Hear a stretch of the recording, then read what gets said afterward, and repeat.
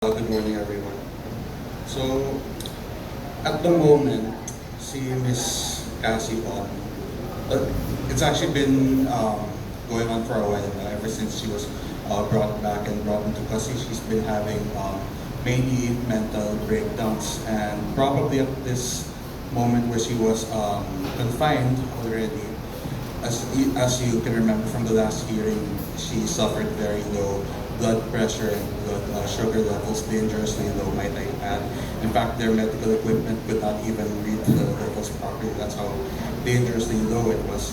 So, at that moment, that must have been the physical or psychosomatic manifestation of her mental health problems. Because you have to put it into perspective. You're just this young girl, you're just living your own life, and all of a sudden you're brought back and you're subjected to all these legislative inquiries, which are even accusatory in nature already, right? So, who wouldn't have a mental breakdown at that moment? And it's hard to say exactly what exact disorder it might have caused or what exact damage it might have caused. Kasi syempre you would still need a professional psychiatric or psychological evaluation for that. But what we can say for certain is that the entire experience has certainly been traumatic, diba? So, because of this trauma, she's been experiencing several breakdowns lately.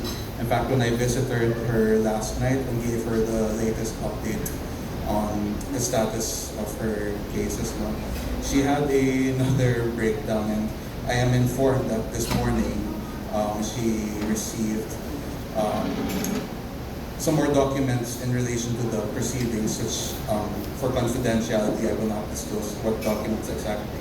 But I was informed she once again had another breakdown. So at the very least, we can say that it was extremely and is extremely traumatic for Ms. Cassandra Lee Ong. And this trauma is quite obviously manifesting itself physically, as she was already confined because of the condition. May additional matters, Secretary. In